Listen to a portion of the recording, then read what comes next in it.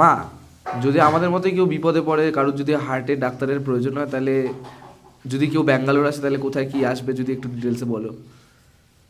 যদি কেউ বিপদে পড়ে তাহলে আমি বলবো যে সবাই নারায়ণেতে আসো, খুব ভালো হবে। কারণ আমরাও বহু বিপদে পড়ে এসেছিলাম।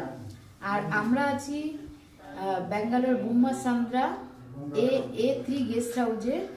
যেমন এখানকার ডাক্তাররা ভালো, তেমন এখানে গেস্ট হাউসে আমরা আছি। সেই গেস্ট হাউসে দাদা ভীষণ ভালো। আর গাড়ির ব্যবস্থা বলে দাও যেটা।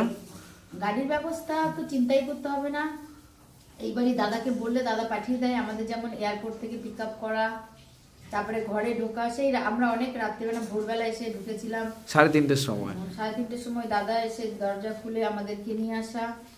তারপরে সত্যি কথা বলতে আমাদের মনে হচ্ছে আমরা নিজের বাড়িতেই আছি, কোনো একদম। অসুবিধা হয়নি।